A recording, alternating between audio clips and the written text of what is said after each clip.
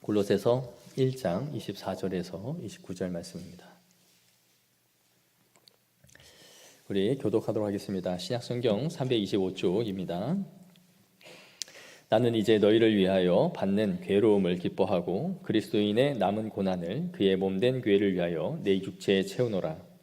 내가 교회의 일꾼 된 것은 하나님이 너희를 위하여 내게 주신 직분을 따라 하나님의 말씀을 이루려 함이니라. 이 비밀은 만세와 만대로부터 감추어졌던 것인데 이제는 그의 성도들에게 나타났고 하나님이 그들로 하여금 이 비밀의 영광이 이방인 가운데 얼마나 풍성한지를 알게 하려 하심이라. 이 비밀은 너희 안에 계신 그리스도시니 곧 영광의 소망이니라. 우리가 그를 전파하여 각 사람을 권하고 모든 지혜로 각 사람을 가르침은 각 사람을 그리스도 안에서 완전한 자로 세우려 함이니 이를 위하여 나도 내 속에서 능력으로 역사하시는 이의 역사를 따라 힘을 다하여 수고하노라. 아멘. 우리가 아는 속담들이 현대인의 관점에서 보면 맞지 않는 경우들이 있습니다. 가령 일찍 일어나는 새가 먹이를 많이 먹는다 그렇게 말하지만 요즘에는 일찍 일어나는 새가 피곤하다라고 말하죠. 가는 말이 고와야 오는 말이 곱다라고 하지만 가는 말이 고우면 사람을 우습게 한다 그렇게 생각되죠. 옛날에는 젊어서 고생 사서 한다라고 말하지만 고생할수록 몸이 삭습니다. 이렇게 오늘날 현대인의 관점에서 보면 당연히 그렇다라고 여긴 것이 그렇지 않은 경우들이 참 많아요. 오늘날의 특별히 고생은 미덕이 아닙니다. 예전에는 자신이 원하는 스승에게 가서 자신이 기술을 배우기 위해서 허드렛 일도 하고 굳은 일도 하고 쿠사리도 먹어가면서 그렇게 버티고 버티다가 시간이 지나면 그 스승이 무언가를 가르쳐줬지만 요즘에 그 고생을 참는 사람들은 없습니다. 직장도 빠르게 옮겨 타기를 하고 또 기회를 잘 살려서 그렇게 옮겨 잘 가는 사람이 능력 있는 사람으로 평가를 받는 것이 오늘날입니다. 또한 인생에서 오는 괴로움이 나중에는 양약이 된다 그런 말을 하지만 오늘날은 그렇게 생각하지 않습니다. 인생의 괴로움은 빨리 벗어나야 된다라고 생각을 하죠. 그래서 삶의 무게를 참고 견디는 것이 이제는 미덕이 아니라 그것을 빨리 벗어나는 것이 미덕이죠. 그것을 권장합니다. 그런데 오늘 바울은 이 본문에 보시면 나는 이제 너희를 위하여 받는 괴로움을 기뻐한다라고 말하고 있어요. 남에게 정신적, 물리적인 학대를 받는 것을 기뻐하는 사람을 마조히스트라고 하죠. 고통을 즐기는 사람. 그러나 이 바울이 그런 투로 지금 나는 고통이 즐겁다라고 말하고 있는 것일까요? 오늘날 이토록 기피하는 고통과 괴로움을 성경은 역설적이게도 긍정하며 때로는 그것이 우리에게 유익이 된다라는 것으로 말을 합니다. 마태복음 5장 11절에서 12절을 보시면 우리 다 같이 한번 읽어볼까요? 제가 읽겠습니다. 나로 말미암아 너희를 욕하고 박해하고 거짓으로 너희를 거슬러 모든 악한 말을 할 때에는 너희에게 복이 있나니 기뻐하고 즐거워하라. 하늘에서 너희의 상이 큼이라. 너희 전에 있던 선지자들도 이같이 박해하였느니라. 예수님은 나로 인해 너희가 욕을 먹고 또 거짓 증거를 받고 능력과 박해를 받는 그러한 일들이 있다면 오히려 기뻐하고 즐거워해야 한다라고 말해줘요. 왜냐하면 이것이 너희의 상급이 쌓이고 있기 때문이다라는 것이죠. 그렇습니다. 성경에 나오는 하나님의 사람들은 이 고난 속에서도 기쁨을 잃지 않는 것, 그것이 바로 하늘에 있는 상급 때문이었음을 우리에게 말씀해주고 있는 것이죠. 그래서 많은 목회자나 또 교회를 위해 헌신한 성도들의 간증들을 들어보면 참 힘들고 어렵고 고통스러웠던 이야기들을 이야기하면서도 그 안에는 기쁨과 즐거움을 항상 함께 말하는 것을 보게 됩니다.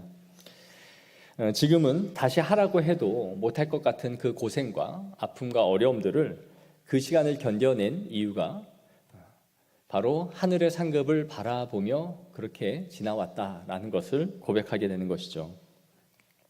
성경은 이 고난을 우리에게 미덕으로 말해주지 않습니다.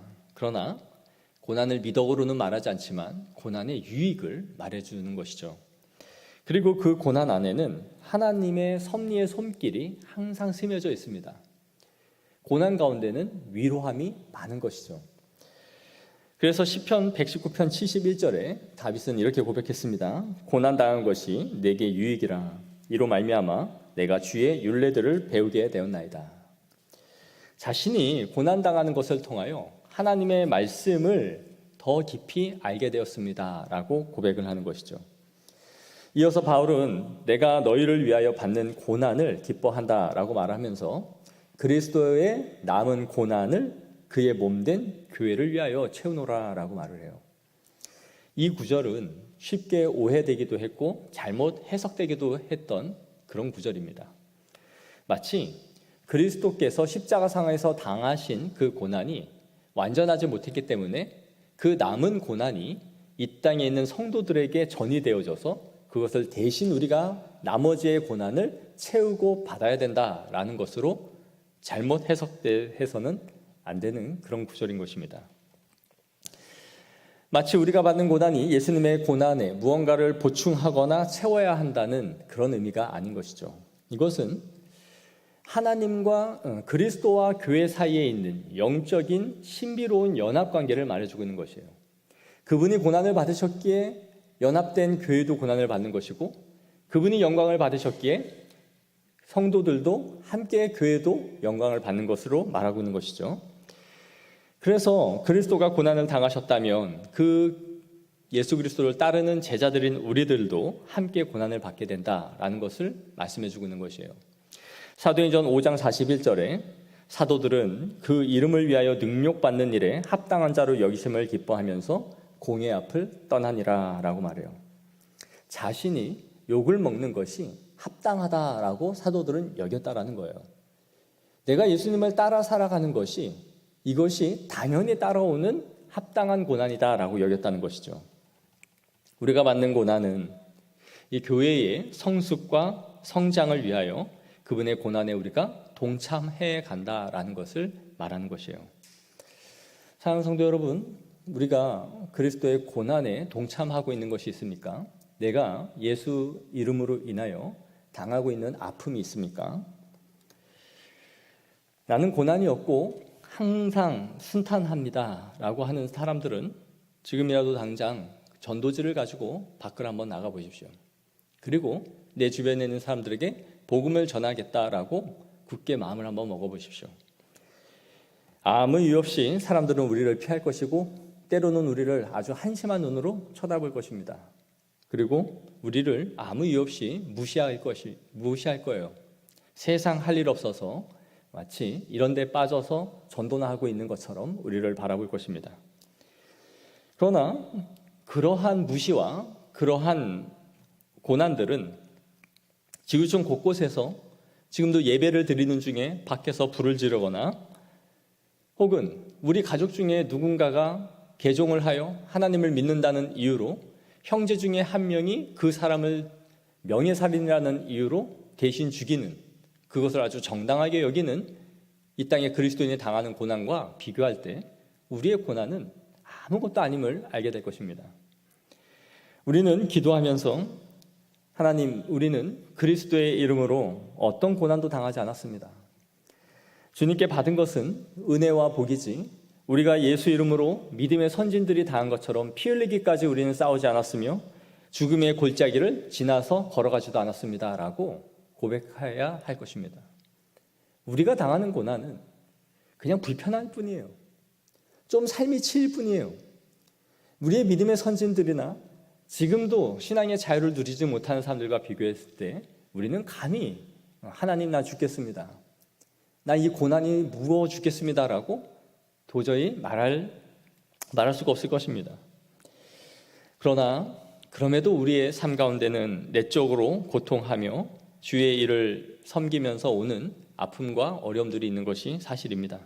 매번 우리는 목숨이 왔다 갔다 하는 상황은 아니지만 신앙의 갈등을 해야 합니다. 예수님을 믿기에 희생을 해야 하고 요구받는 상황들이 옵니다. 큰 소리를 칠 수 있고 당당히 권리를 내세울 수 있지만 참아 못하는 일들이 우리에게도 있는 것이죠. 그러므로 주님의 이름으로 받는 어려움이 있다면 그때 우리는 하나님 앞에 감사하고 찬양할 수 있습니다. 고난을 일부러 만들어낼 이유는 없지만 우리가 예수 이름으로 능력을 받고 우리가 어려움을 당한다면 하나님을 찬양하십시오. 그때 우리의 상급이 쌓이고 하나님께서 기억하여 주신다라는 것을 믿길 원합니다.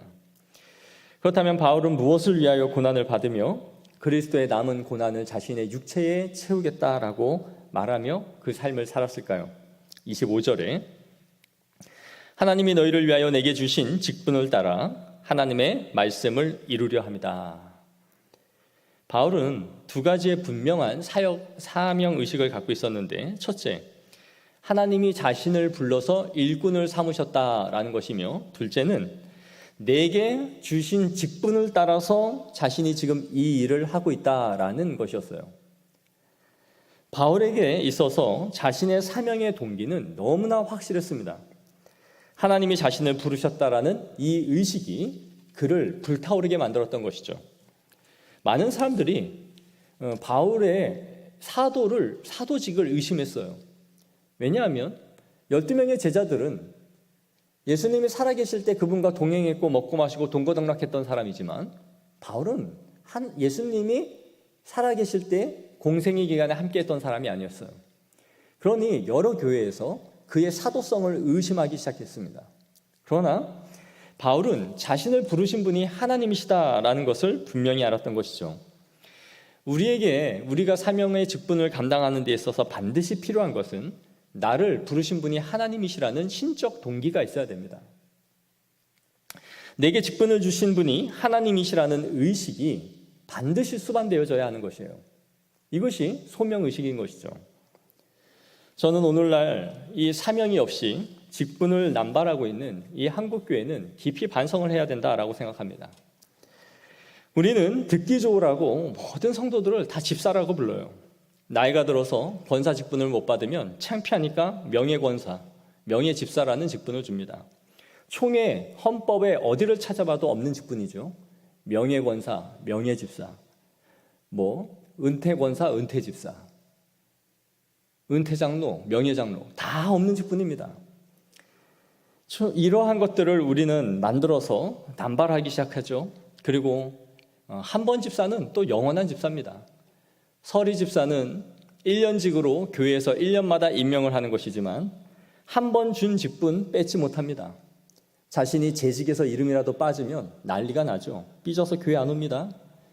직분을 받는 이유는 교회를 섬기고 주님의 이름을 높이라고 교회의 사명을 위하여 세우는 직분인데, 이것이 자신의 이름을, 자신의 창피함을 면하는 그러한 수단으로 전락하고 만 것이죠. 심지어 6개월 이상 교회를 안 나오면 교회는 재직에서 빠지게 되어 있습니다. 성도에서 제명되는 것이에요. 그런데 1년, 2년이 안 나와도 이 캐캐 묵은 성도들이 계속 명단에 올라갑니다. 그러니 교회는 계속 수가 늘어나요. 총회에서 성도들을 파악해서 해놓으면 몇 천만, 몇 백만이라고 계속 말을 하지만 실제로 성도들은 없어요. 왜요? 제명을 안 시키니까요. 한 번 성도는 영원한 성도요, 한 번 집사는 영원한 집사예요.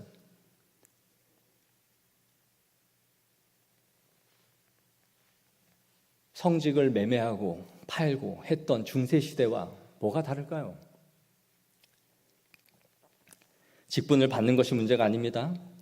교회가 우리를 세운 것이 아니라 하나님이 자신을 세웠다라는 사명의식이 없는 것이 문제예요. 아무런 사명 없이 집사라는 이름과 권사라는 이름과 어떠한 직분을 자신이 부여받는 것이 하나님 앞에서 무겁지가 않아요. 언제라도 하다가 힘들면 내팽개치는 직분이 되어버린 것이죠. 하나님이 나를 세웠고 나에게 맡기셨다라는 의식이 없다면 그 사람은 언제든지 하나님의 종이 아니라 사람의 종일 뿐입니다. 사람이 열받게 하면 그는 싸울 것이고, 좋지 않은 소리를 들으면 내가 왜 돈도 받지 않는 이것을 이렇게 하면서 욕까지 먹냐 하면서 내팽개칠 것입니다. 디모데전서 3장 13절에 집사의 직분을 잘한 자들은 아름다운 지위와 그리스도 예수 안에 있는 믿음에 큰 담력을 얻느니라. 이 소명의식이 어디서 오는 것입니까? 교회를 위하여 받는 고난을 기쁨으로 여긴다라는 이 바울은 자신의 소명의식 때문에 일어난 거예요. 소명의식이 없다면 바울은 고통을 감내하며 끝까지 감당할 수 없었을 것입니다. 태장으로 맞는 매를 수없이 당하고 강도의 위험과 강의 위험과 버려짐과 돌에 맞음과 이 많은 일들이 하나님이 나를 불러서 사도를 세우시지 않았다라면 내 직분의 이 일을 버렸겠죠. 그가 왜 먹고 살 일이 없었겠습니까? 가말리엘 문화에 있었고 바리새인이요 랍비였습니다. 그는 텐트를 짓는 가죽을 다룰 줄 아는 기술을 갖고 있는 사람이었어요. 그럼에도 그는 이 직분을 버리지 않고 끝까지 감내한 것은 자신에게 있는 소명의식 때문이었던 것이죠. 둘째, 바울이 자신에게 맡기신 사명이 무엇이었느냐? 하나님의 비밀을 감춰졌던 하나님의 비밀을 밝히 드러내는 것이었다라고 말하고 있습니다. 26절, 27절입니다. 이 비밀은 만세와 만대로부터 감추어졌던 것인데 이제는 그의 성도들에게 나타났고 하나님이 그들로 하여금 이 비밀의 영광이 이방인 가운데 얼마나 풍성한지를 알게 하려 하심이라. 이 비밀은 너희 안에 계신 그리스도니 곧 영광의 소망이니라. 바울은 자신의 사역이 하나님의 비밀을 밝히는 데 있다라고 말하고 있습니다. 여기서 비밀이란 시크릿이라는 말이 아니에요. 마치 1급 비밀, 누구도 알면 안 되는 어떠한 비밀, 그런 뜻이 아니라 여기에 있는 단어는 미스터리라는 단어입니다. 신비라는 뜻이에요. 신비. 그러니까 아무도 알면 안 돼, 우리만 알아야 돼, 이건 시크릿이죠. 그런데 바울이 여기서 말하고 있는 단어는 미스터리예요. 하나님이 감춰두신 신비다. 그런데 이제 이것이 이방인에게 드러났고 그것을 풍성하게 드러내는 것이 나에게 맡겨주신 사명이다라고 말하는 것이에요. 여기서 바울이 특별히 비밀이라는 단어를 쓰는 이유가 있습니다. 바로 당시 이단들 때문이었어요. 이단들은 자신들만이 아는 지식이 특별히 우리에게 있다라고 주장을 했어요. 이전에도 한번 말씀을 드렸죠. 그래서 자신들만이 특별하게 아는 이 지식이 있기 때문에 우리를 따라야 된다라고 거짓 교사들이 계속해서 그들을 유혹했던 것이에요. 그래서 이 신적인 계시가 비밀이기에 우리들만이 이것을 독점하고 있고 우리들만이 알고 있는 비밀이다 라고 말한 것이죠. 그런데 지금 바울은 아니다. 너희만 알고 있는 것이 아니다. 이것은 이미 이방인 가운데 만방이 드러났다. 그리고 그 비밀이 무엇이냐? 바로 영광의 소망이 되신 예수 그리스도가 그 비밀이다. 니네가 알고 있다라는 그 영지주의적인 이단의 가르침에 속지 말라라고 말하는 것이에요. 오늘날 이 만방에 드러난 예수 그리스도라는 이 신비로운 비밀을 드러내는 것이 교회의 사명입니다. 저는 오늘날처럼 교회의 사명을 희석시킨 시대가 있을까라는 생각이 들어요. 마치 교회가 기업이나 NGO 단체처럼 어떠한 많은 일들을 하는 것이 교회의 큰 역할이고 사명이다라는 생각을 갖고 있는 것이죠. 그것을 무시하는 것이 아닙니다. 교회가 1차적인 사명을 저버리고 외부적이고 2차, 3차적인 일들에 관심을 쏟기 시작했다라는 것입니다. 교회의 1차적인 직무는 하나님의 말씀을 밝게 드러내는 것이에요. 오늘날 교회가 수많은 일들을 하죠. 교육이든 문화든 선교든 대단한 일들을 재정력을 가지고 앞세워서 하고 있습니다. 그러나 이 시대만큼 복음이 쇠퇴하고 있는 시대가 있을까요? 이 시대만큼 예수 그리스도가 누구인지를 성도들이 모르는 시대가 있을까요? 이 시대만큼 예수 그리스도라는 복음의 능력이 힘이 없는 시대가 있을까요? 참된 그리스도인이 이 세상에서 살아가는 능력 있는 그리스도인을 찾아보기 힘든 시대가 있을까요? 초대교회는 힘이 없었고 재정도 없었고 그들은 숨어서 예배를 드렸습니다. 그러나 한 사람의 능력은 엄청났어요. 자신의 목숨을 버릴 만큼 예수 그리스도를 사랑했고 순교하며 사자와비 되어 죽어갔습니다. 그것을 부끄럽게 생각하지 않았어요. 교회는 아무런 선교를 하거나 당시에 위대한 일들을 하겠다라고 사역을 벌이지 않았지만 한 사람의 그리스도인은 복음의 능력 있는 삶을 살아갔어요. 오늘날은 수많은 교회가 있고 사역들을 하고 선전을 하고 광고를 하지만 어떤 한 사람의 그리스도인이 자신의 사업장에서 그 복음 하나의 말씀 앞에 살아가고 있는가 우리에게 물어보십시오. 그 이유가 무엇입니까? 교회가 복음의 능력을, 말씀의 능력을 잃어버린 것이죠. 우리에게 있는 비밀을 드러내는 일에 교회가 힘쓰지 않는다라는 것이죠. 교회가 말씀의 사역에 충실하지 않을 때마다 판을 치는 것이 뭡니까? 이단들입니다. 이단들이 이 땅에 이렇게 득세했다라는 것은 교회가 말씀 사역을 수십 년 동안 등진 결과예요. 성도들을 가르치지 않는 결과, 제대로 가르치지 않는 결과 이단들이 꿈틀거리고 수십 년 동안 번성한 것이에요. 기타 치고 찬양하고 문화 선교한다, 해외 선교 간다, 세계를 가자 그러고 있을 때 이단들은 열심히 성경 공부를 했고 그들의 사람들을 준비시킨 것이죠. 가톨릭이 면죄부를 팔 수 있었던 이유가 무엇입니까? 교회가 말씀을 제대로 안 가르쳤기 때문입니다. 중세교회는 자국어로 성경을 번역하지 못하게 했어요. 오직 신성한 라틴어로만 성경을 읽어야 했고 미사를 라틴어로만 집례해야 됐습니다. 사람들이 알아듣지도 못하는 설교, 알아듣지도 못하는 성경을 읽었던 것이죠.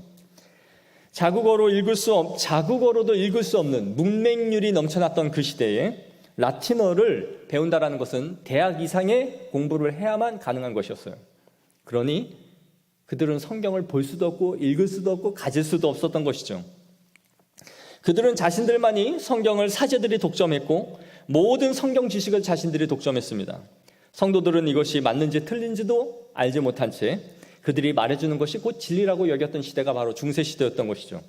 종교개혁자들이 들고 일어나서 솔라 스크립추라를 외치고 자국어로 성경을 몰래 번역하고 구텐베르크가 활자수를 만들어내면서 엄청난 문서들이 그 시대 때 쏟아지기 시작하죠. 하나님의 은혜였습니다. 절묘하게 세계사는 하나님의 종교개혁과 함께 구텐베르크의 종교 인쇄술과 만나 성경이 쏟아지기 시작했던 것이죠. 그때야 그들은 진리가 무엇인지를 알게 되었고 자신들이 그동안 수백 년을 속아왔었다라는 것을 알게 됐고 분개했습니다. 오늘날 이단들이 왜 이렇게 득세하느냐라고 말한다면 그것은 교회가 진리를 증거하고 실천하는 일에 실패했기 때문입니다. 진리가 가리워질수록 이단들이 점점 극성을 부리고 있는 것이죠. 우리는 교회가 이미 밝히 드러난 영광스러운 비밀을 풍성하게 드러내는 것이 교회의 유일하고 가장 절대적인 사명이라는 것을 너무 자주 놓칩니다. 무언가 들끓고 사람들이 늘어나면 우리가 뭔가 하고 있다라는 희한한 자부심을 갖기 시작해요. 교회가 말씀이 말라 비틀어져 있어도 무언가 북적거리고 사람들이 몰리는 것 같고 뭔가 이벤트가 자꾸자꾸 생기고 교회에 벽보가 붙고 연주회가 열리고 어떠한 문화사역들이 생기면 우리가 살아있다라는 엄청난 착각을 하는 것이죠. 교회는 문화센터가 아닙니다. 하나님의 말씀에 진리가 없다면 그것은 교회가 아니에요. 목회자가 뭐 하는 사람입니까? 목회자가 사업가입니까? 아니면 탁월한 행정가입니까? 오늘날 목회자를 무엇으로 규정하고 있는지를 생각해 보십시오. 수많은 책들 중에서도 책들을 보면 목회자가 더 이상 말씀 증거하는 사람이 아닙니다. 성도들도 그런 사람을 목회자라 생각하지 않아요.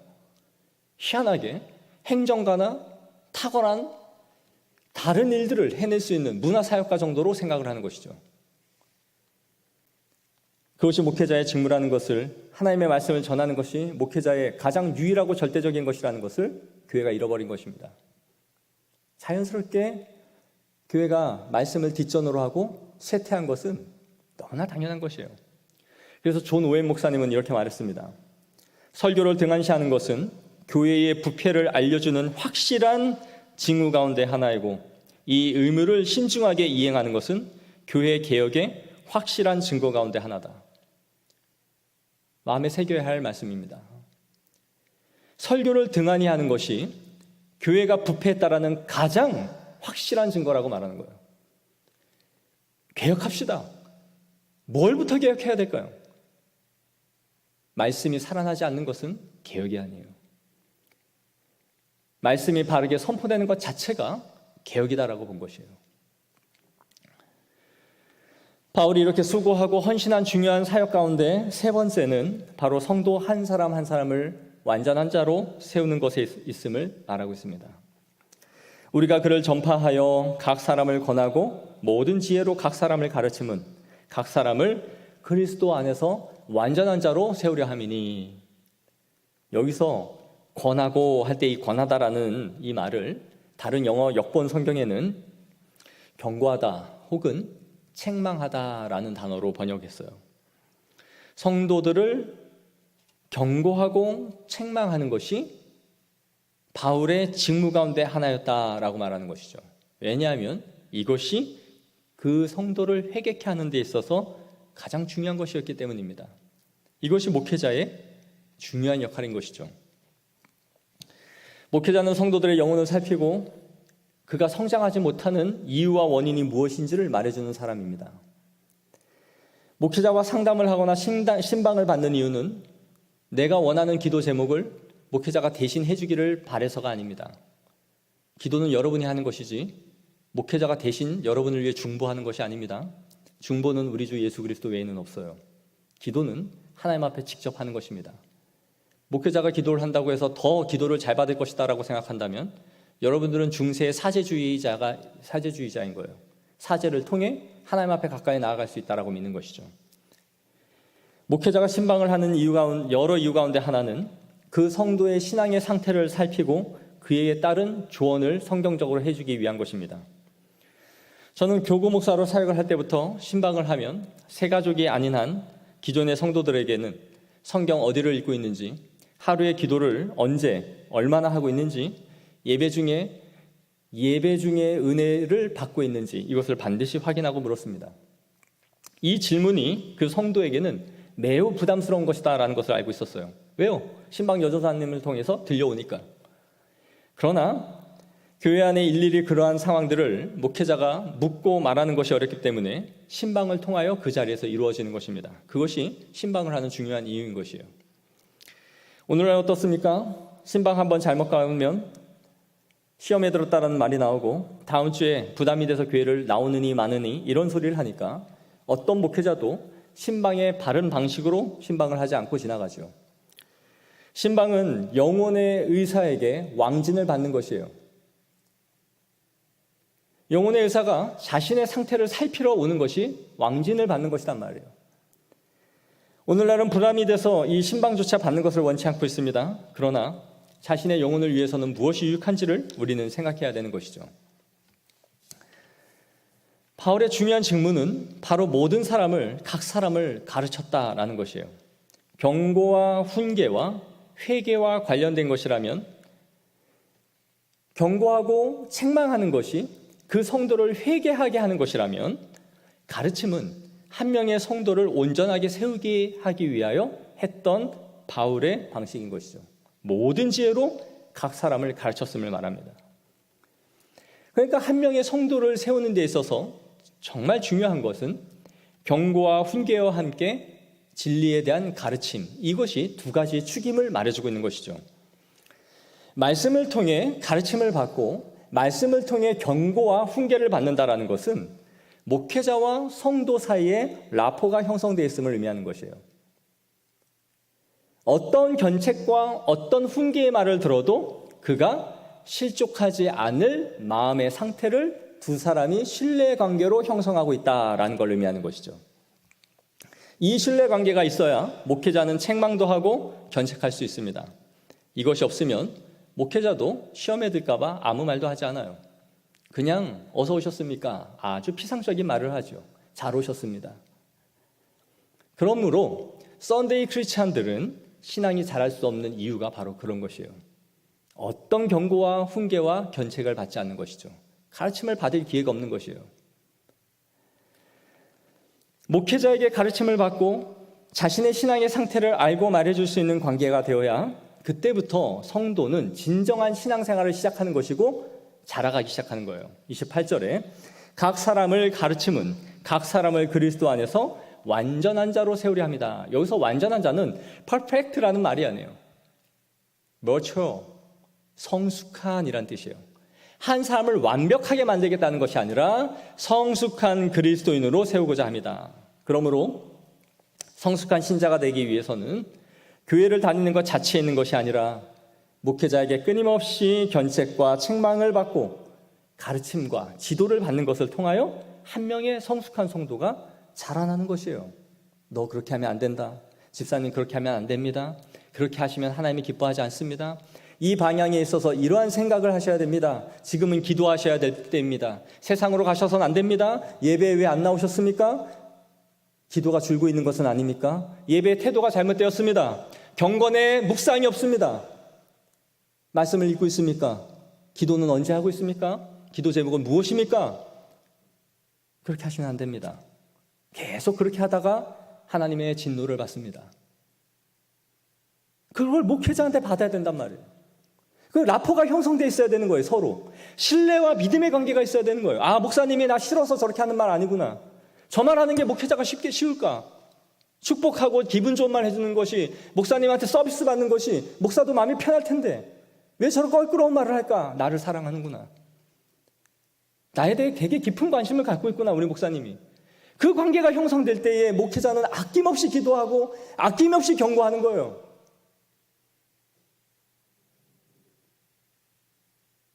그래야 성도 한 사람이 성숙하게 자라가는 거예요. 저라고 그런 과정이 없었겠습니까?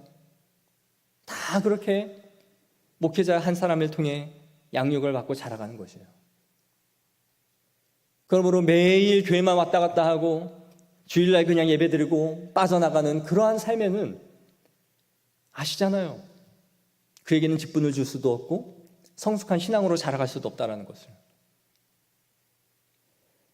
각 사람을 그리스도 안에서 완전한 자로 세우는 것, 그것이 바울의 방식이었다. 그의 목표였던 것이에요. 사랑하는 성도 여러분, 저는 우리 교회가 한두 명의 등록교인을 더 만드는 것에 목적을 두지 않습니다. 물론 성도가 와서 등록을 하는 것은 감사하고 좋은 일이고 기쁜 일이지만 그 누구도 자녀를 낳아둔 것에 의미를 두는 사람은 없을 것입니다. 아, 나 애 낳았다. 아니잖아요. 애를 낳은 것이 시작이고 그 다음부터 100일이 되기 전까지, 아이가 몸을 가누기 전까지 엄마는 잠을 자지 못하고 젖을 먹입니다. 그래서 뱃속에 있을 때가 나올 때보다 훨씬 편했다라는 말을 하죠. 아이가 기기 시작하면 애가 뭐 주워 먹지는 않는가? 앉기 시작하면 쓰러져서 머리를 찢지는 않는가? 걷기 시작하면 어디가 처박지 않을까? 얼마나 많은 에너지를 쏟습니까? 아이를 낳는 것, 교회에 등록하는 것이 아이를 낳는 것이라면 그 아이를 성숙하게 자라게 하는 것은 물을 주고 씨를 주고 뿌리고 먹이고 안고 업어야 자라가는 것이에요.